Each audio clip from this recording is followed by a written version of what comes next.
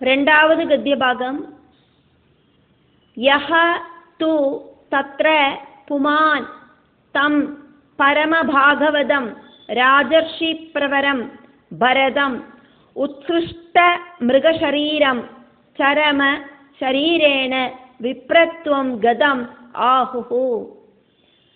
യസ്തു തത്ര പുമാംസ്തം പരമഭാഗവതം രാജർഷിപ്രവരം ഭരതമുത്സൃഷ്ട മൃഗശരീരം ചരമശരീരേണ വിപ്രത്വം ഗതമാഹുഹു.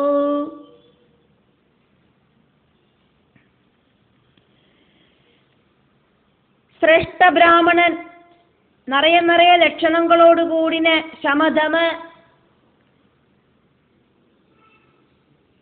തപ സ്വാധ്യായ അധ്യയന ത്യാഗ സന്തോഷ തിദിച്ഛാപ്രശ്രയ വിദ്യ അനസൂയ ആത്മജ്ഞാന ലക്ഷണങ്ങളോടുകൂടിന அந்த பிராமணனுக்கு 2 மனைவிகள் உண்டு அப்படிங்கிறத பார்த்தோம். அதில் முதல் மனைவிக்கு 9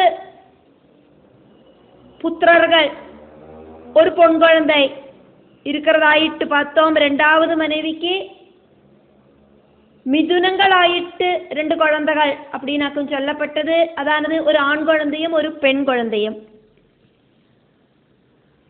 அந்த ஆண் பெண் குழந்தையில புருஷ சந்தானமாயிருக்கிற ஆண் குழந்தை மானாயிட்டு ஜீவிச்சு ஜீவிதத்தை வெடிஞ்ச பரதராஜர்ஷியாக்கும் அப்படின்னு மகான்மார்கள் சொல்லறா அப்படிங்கிறதாக்கும் இந்த கத்திய பாகம். யஹ து ആരാക്കുമോ തത്ര ബ്രാഹ്മണനോട്, ശ്രേഷ്ഠ ബ്രാഹ്മണനോട് രണ്ടാമത് മனைவியிലെ ஆண் பெண் குழந்தைகளில் அந்த மிதுனங்களில், மிதுனம் அப்படின்னா ஒரு ஆணும் ஒரு பொண்ணும், പുമാൻ പുത്രനായിട്ട് ജനിച്ചത്, തം അവനെയാക്കും രാജർഷി പ്രവരം രാജർഷി ശ്രേഷ്ഠനും പരമഭാഗവതം ഉത്തമ ഭഗവത് ഭക്തനുമാണ് ഭരതം ഭരതൻ அப்படின்னு ஞானிகளெல்லாம் சொல்லறா. உத்ஸ்ருஷ்ட மிருக சரீரம் மானோடு சரீரத்தை சொமேதையா வெடிஞ்ச பரதனோடு சரம சரீரேனா இந்த ஜென்மம் அப்படிங்கிறது கடைசி ஜென்மமாக்கும் அப்படின்னு. சரமம் அப்படின்னா கடைசி. அப்ப இந்த ஜென்மம் அப்படிங்கிறது பரதனோடு 3வது ஜென்மமாக்கும் கடைசி ஜென்மமாக்கும் அப்படின்னு விப்ரத்வம் கதம். அந்த பரதனோடு பிராமண ஜென்மம் கடைசி ஜென்மமாயிட்டாக்கும் எடுத்திருக்கப்பட்டிருக்கு அப்படின்னு ஞானிகள் எல்லாம் ஆஹுஹு சொல்றா.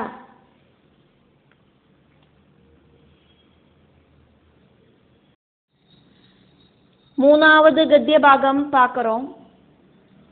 தத்ர அபி ஸ்வஜன சங்காத் ச ப்ருஷம் உத்விஜமானஹ பகவதஹ கர்மபந்த வித்வம்சன ஸ்ரவண ஸ்மரண குண விவரண சரண அரவிந்தயுகலம் சரணாரவிந்தயுகலம் மனசா விதததாத் ஆத்மனஹ விதததாத்மனஹ பிரதிகாதம் ஆசங்க பிரதிகாதம் ஆசங்கமானோ பகவதனுக்ரஹேண அனுஸ்மிருத ஸ்வபூர்வஜன்மாவலிஹி ஆத்மானம் உன்மத்த ஜட அந்த பதிர ஸ்வரூபேண தர்ஷயாமாச லோகஸ்ய. തത്രാപി സ്വജനസംഗാച്ഛ വൃഷമുദ്വിജ്യമാനോ ഭഗവതഃ കർമ്മബന്ധ വിധ്വംസന ശ്രവണ സ്മരണ ഗുണ വിവരണ ചരണാരവിന്ദയുഗളം മനസാ വിദദതാത്മന പ്രതിഘാതമാശങ്കമാനോ ഭഗവദനുഗ്രഹേണാനുസ്മൃത സ്വപൂർവജന്മാവലിഃ ആത്മാനമുന്മത്ത ജഡാന്തബധിരസ്വരൂപേണ ദർശയാമാസ ലോകസ്യ.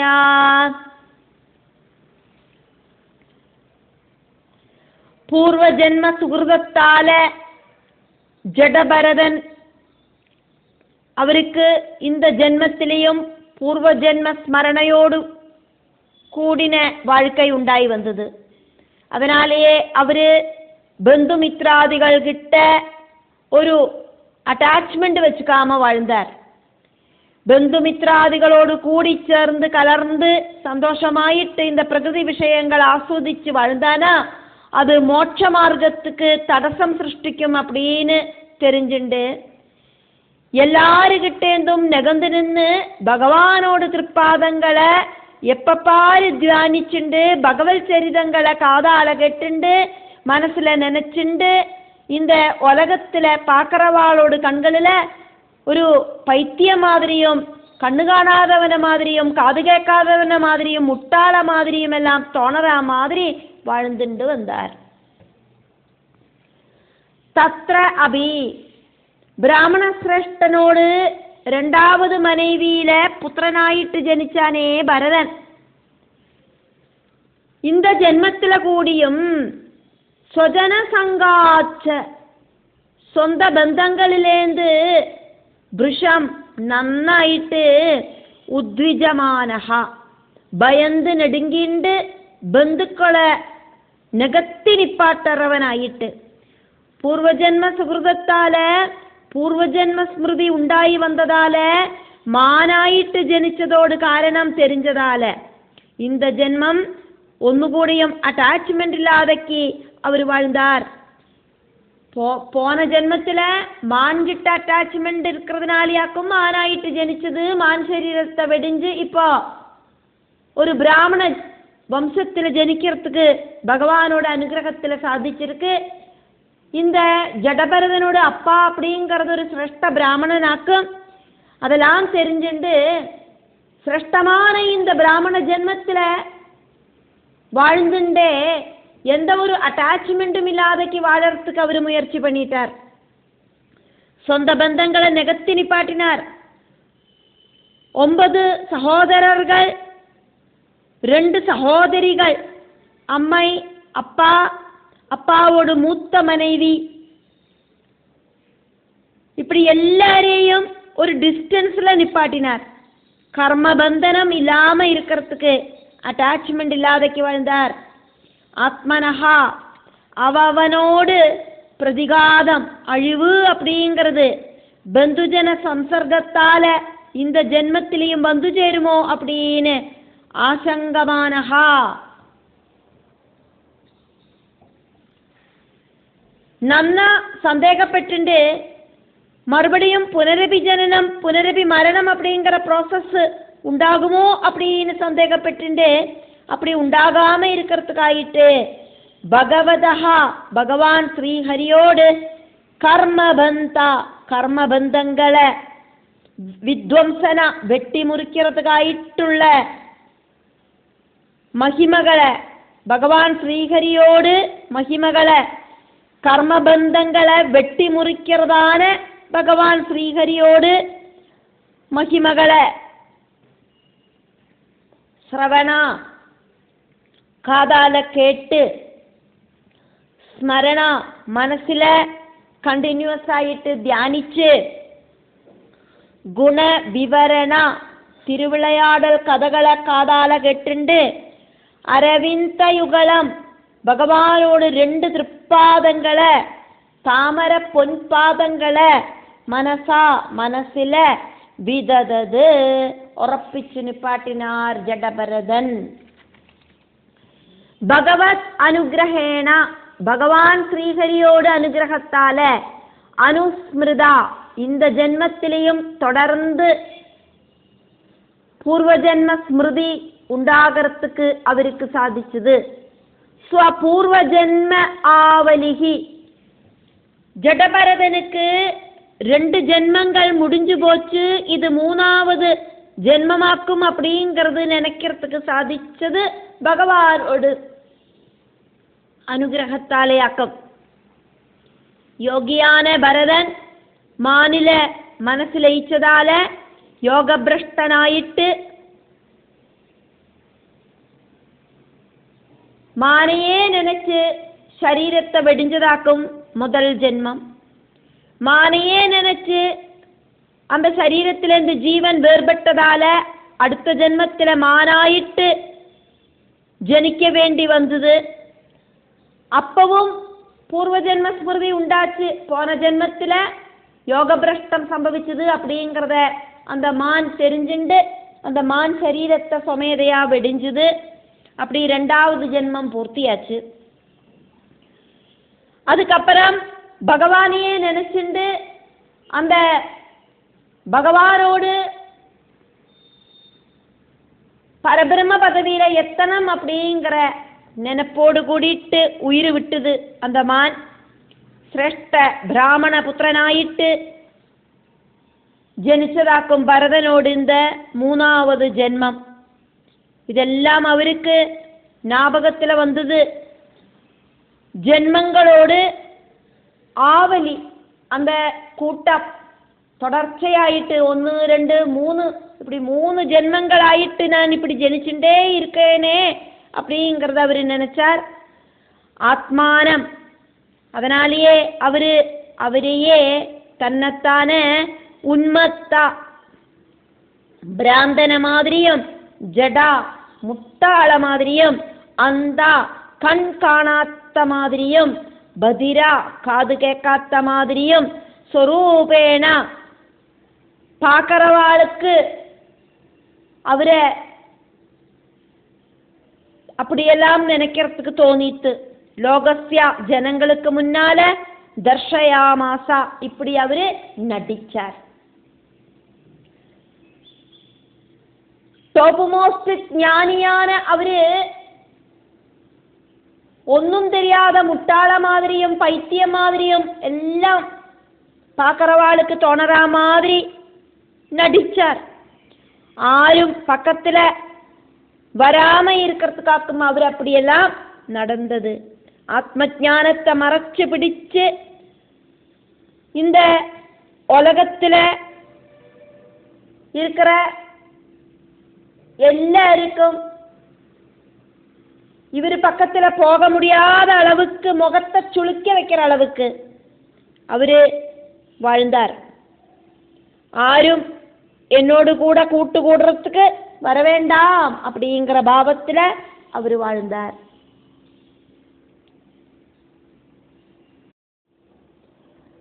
നാലാவது ഗദ്യഭാഗം. തസ്യ അഭി ഹ വാ ആത്മജസ്യ വിപ്രഹ പുത്ര സ്നേഹ അനുബദ്ധമനാഹ ആസമാവർത്തനാത് സംസ്കാരാൻ യഥാ ഉപദേശം വിദദാനഃ ഉപനീതസ്യ ച പുനഃ ശൗച ആചമന ആദീൻ കർമ്മ നിയമാൻ അനഭിപ്രേതാൻ അഭി സമശിക്ഷയത് അനുശിഷ്ടേന ഹി ഭാവ്യം പിതുഃ പുത്രേണ ഇതി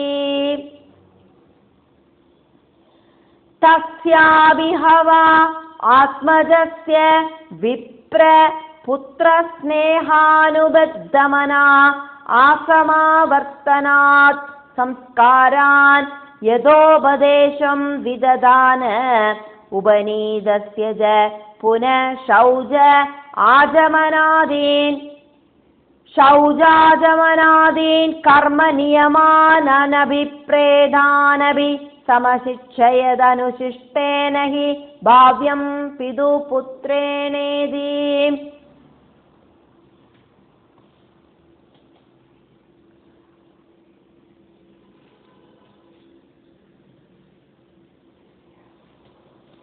തസ്യ ശ്രേഷ്ഠ ബ്രാഹ്മണനോട് പുത്രനാണ്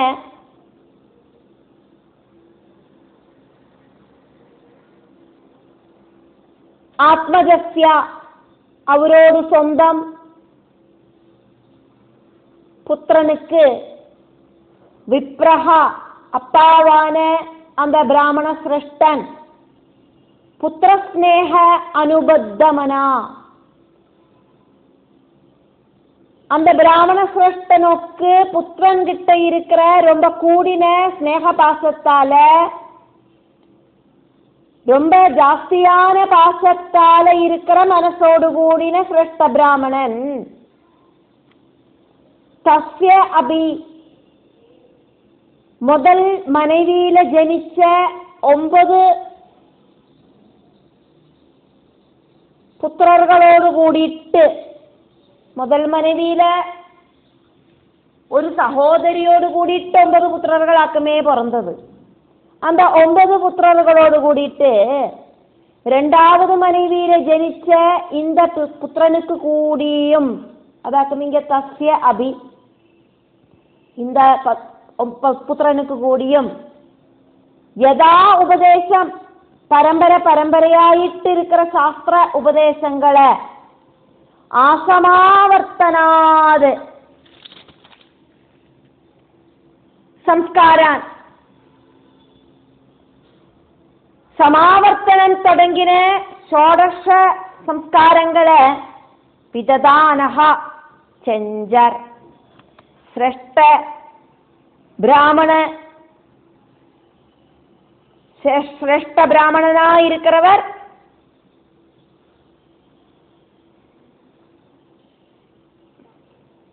பார்க்கறதுக்கு முட்டாள மாதிரி இருக்கிற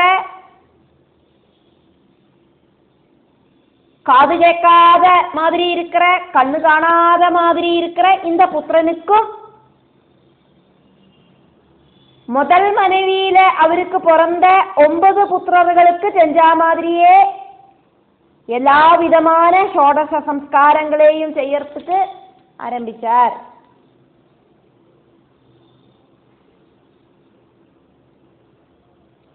ஆசமாவர்த்தனாது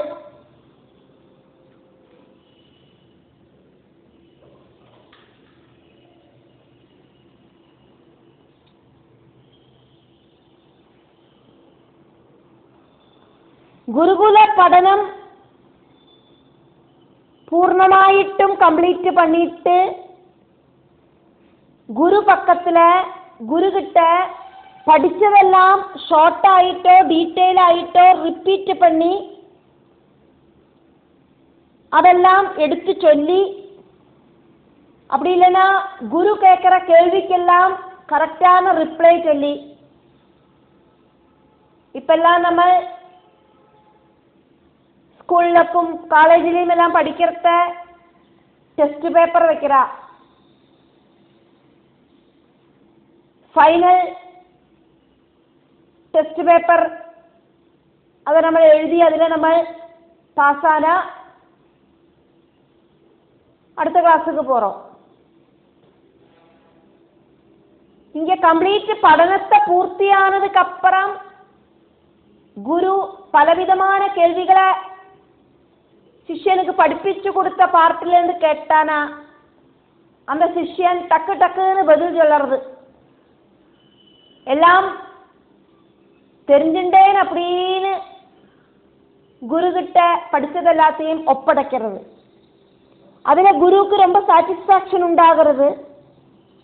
அப்படி சாட்டிஸ்ஃபேக்ஷன் உண்டான குரு சிஷ்யனை அனுகிரகிச்சு நீ படிச்சதெல்லாம் போரும் குருகுலவாசம் பூர்த்தி பண்ணிக்கோ சொந்தம் கிரகத்துக்கு போய்க்கோ அதுக்கப்புறமா கிரகஸ்தாசிரமத்தை സ്വീകരിச்சுக்கோ அப்படின்னு சொல்லி அனுப்புவார்.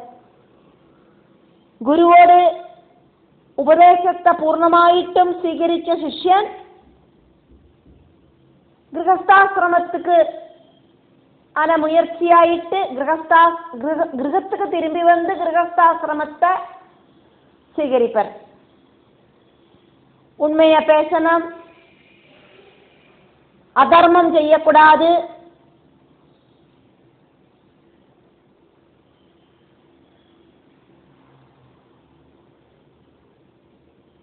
மாதృதேவோ பவ, பிதృதேவோ பவ, அதிதி தேவோ பவ, இப்படியெல்லாம் இருக்கிற குருவோட உபதேசங்களை சிஷ்யன் സ്വീകരിച്ച് குருவோட கேள்விகளுக்கெல்லாம் திருப்தியான ரிப்ளையை செஞ்ச அந்த சிஷ்யனில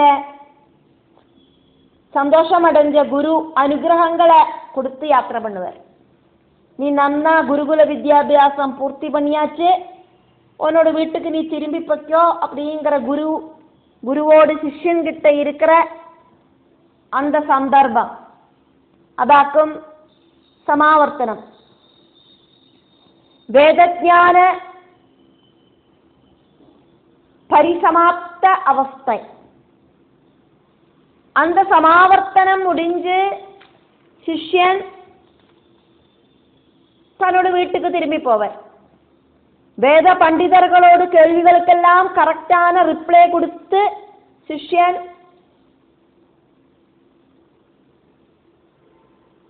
ശിഷ്യനുക്ക് ഗൃഹസ്ഥാശ്രമ യോഗ്യത വന്നു ചേർന്നതായിട്ട് ഗുരു ചൊല്ലുവർ. എന്നിട്ട് ശിഷ്യൻ സ്വന്തം ഗൃഹത്തിക്ക് തിരുമ്പി പോവർ. ഗൃഹസ്ഥാശ്രമ ജീവിതം ശിഷ്യൻ ആരംഭിച്ചുക്കലാം அப்படின்னு ഗുരു இதன் வழியா எடுத்து சொல்லுவர். LKG முதலுக்கு போஸ்ட் கிராஜுவேஷன் கிளாஸ் கம்ப்ளீட் பண்ணினதுக்கு அப்புறம் நமக்கு கிடைக்கிற அந்த கிராஜுவேஷன் சர்டிஃபிகேட், அதுக்கப்புறம் மறுபடியும் எல்கேஜியில் போய் உட்கார வேண்டிய அவசியம் இல்லை. 10ஆம் கிளாஸ் எக்ஸாம் எழுதண்டா, +2 எக்ஸாம் எழுதண்டா.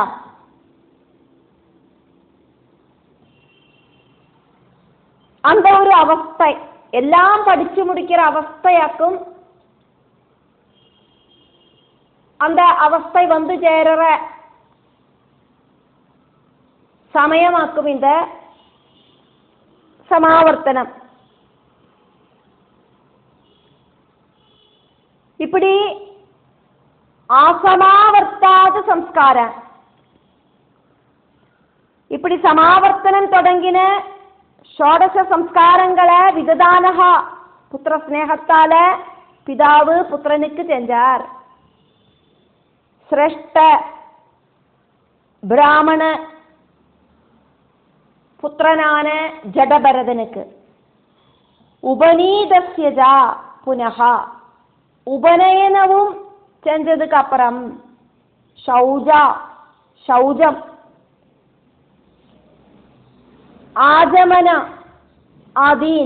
ആചമനം തുടങ്ങിന വിഷയങ്ങളും കർമ്മനിയമാൻ ചെയ്യേണ്ടതാണ് கர்மங்களை செய்யறதுக்கு சௌஜம் ஆஜமனம் இப்படி இருக்கிற கர்மங்கள் எல்லாம் படிப்பிச்சு கொடுத்தார் அப்பா. இருந்தா கூட அதெல்லாம் செய்யறதுக்கு അനഭിപ്രേതാനഭി எந்த ஒரு താല്പര്യവും ഇല്ലാത്ത ജഡഭരതൻ. அந்த ஜடபரதனோட அப்பா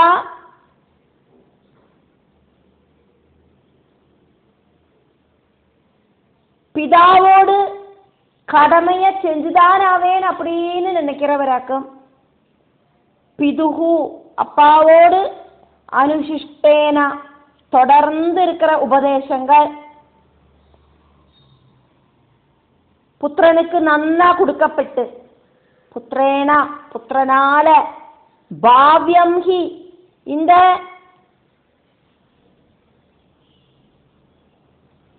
ஆச்சார அனுஷ்டானங்களெல்லாம் செய்ய வைக்கத்தான் வேணும் அப்படின்னு உறுதியாயிட்டும் நம்பினார் சிரேஷ்ட பிராமணன்.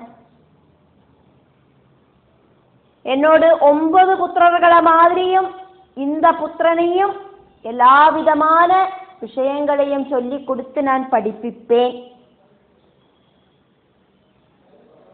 இந்த சம்ஸ்காரங்கள் எல்லாம் உறுதியாயிட்டும் செய்ய வேண்டியதாக்கும்.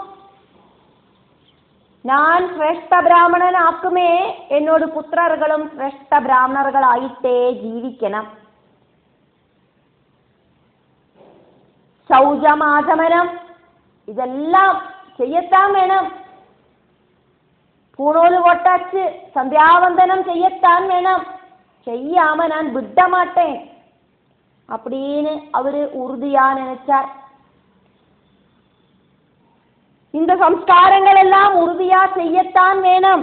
இது இப்படின்னு സമശിക്ഷയത് ഉറപ്പിച്ചിട്ട് அந்த ശ്രേഷ്ഠ ബ്രാഹ്മണൻ പുത്രനെ നന്നാ പഠിപ്പിக்கிறதுக்கு முயற்சி பண்ணினார். மந்தபுத்திய மாதிரி தோணற புத்திரன், பைத்திய மாதிரி சாக்கரவாளுக்கு தோணற புத்திரன், அந்த புத்திரனுக்கு சாதாரண புத்திரர்களை மாதிரி, அவருக்கு இனியும் புத்திரர்கள் இருந்ததே 9 புத்திரர்கள், அந்த புத்திரர்களை மாதிரியே சமாவர்த்தனம் உபநயனம் இப்படி இருக்கிற சம்ஸ்காரங்களை அந்த அப்பா செஞ்சார். புத்திரனுக்கு குருகுல அபியாசம் செய்யத்தான் வேணும், உபநயனம் போடத்தான் வேணும். இப்படிங்கிற விஷயங்களில் தீர்மானமாயிட்டு அந்த சிரேஷ்ட பிராமணன் இருந்தார். புத்திரன்கிட்ட இருக்கிற ரொம்ப ரொம்ப ஜாஸ்தியான பாசம் காரணமாயிட்டு அவரு புத்திரனுக்கு எல்லாம் செஞ்சார். இவனுக்கு புத்தி இல்லை, இவன் கண்ணு காணாதவன மாதிரி உட்காந்துட்டு இருக்கான், காது கேட்காதவன மாதிரி உட்காந்துட்டு இருக்கார், என்ன சொன்னாலும் ரெஸ்பான்ஸ் பண்ணாம உட்காந்துட்டு இருக்கான்னு அப்படியே விடவும் இல்லை. அந்த புத்திரனை எப்படியாவது இதெல்லாம் செய்யத்தான் வேணும், அப்படின்னு செய்ய வைக்கணும் அப்படிங்கிற உறுதியோடு கூடிட்டு அந்த அப்பா இருந்தார். அதனாலேயே புத்திரனுக்கு படிப்பு சொல்லி கொடுக்கறதுக்கான முயற்சி பண்ணினார், பூணோல போட்டார். அதுக்கப்புறம் சந்தியாவந்தனம் எல்லாம் செய்யறதுக்கு படிப்பிக்கிறதுக்கான முயற்சியில இறங்கினார். ஒரு அப்பாவோட கடமை என்னவாக்கும் அப்படின்னு எனக்கு தெரியும், அந்த கடமையை நான் கட்டாயம் செய்வேன் அப்படின்னு உറപ്പിച്ച് அவரோட 9 புத்திரர்களுக்கு செஞ்ச மாதிரி எல்லாம் இந்த புத்திரனுக்கும் யதாவிதி அவரு செஞ்சார். சிரேஷ்ட பிராமணனோடு 2வது மனைவியில பிறந்த ஜடபரதனோடு 3வது ஜென்மமாயிட்டு ശരീരം സ്വീകരിച്ച യോഗിവര്യനാன അവർക്ക് ശ്രേഷ്ഠ ബ്രാഹ്മണ പുത്രനുക്ക് ഒന്നുകിട്ടയും എന്താ ഒരു താല്പര്യവും ഇല്ലാത്തതാല് ഒന്നുമേ കറക്റ്റായിട്ട് ചെയ്യലേ. ബ്രാഹ്മണ കുലത്തില് ജനിച്ച് ബ്രാഹ്മണ ബന്ധുവ മാതിരി, ബ്രാഹ്മണ കുലത്തില് ജനിച്ച് ശ്രേഷ്ഠ ബ്രാഹ്മണനുക്ക് പുത്രനായിട്ട് ജനിച്ച് ശ്രേഷ്ഠ பிராமணனோட லட்சணங்கள் என்னெல்லாம் ஆக்கும் அப்படின்னு நம்ம பார்த்தோம். தம சம தப இப்படிங்கிற விஷயங்கள் எல்லாம் பார்த்தோம். அப்படி இருக்கிற சிரேஷ்ட பிராமணனுக்கு ஜனிச்சு பிரம்மபந்துவ மாதிரி இந்த புத்திரன் ஜீவிச்சார். அப்பாவோட பிரேரணையால அப்பாவுக்காயிட்டெல்லாம் செஞ்சார். ஆத்மார்த்ததையோடு கூடிட்டு ஒரு கர்மவும் அவரு செய்யலை. நாமம் ஜபிக்க சொன்னா ஜபிக்க மாட்டார், ஆனா அப்பா கம்பல் பண்ணினா ஜபிப்பர். சந்தியாவந்தனம் செய்ய சொன்னா கேட்க மாட்டார், அப்பா நிர்பந்தம் பண்ணி செய்ய வைப்பர். அப்பா சொல்லறத அனுசரிப்பர். அவ்வளவுதான் உள்ளது.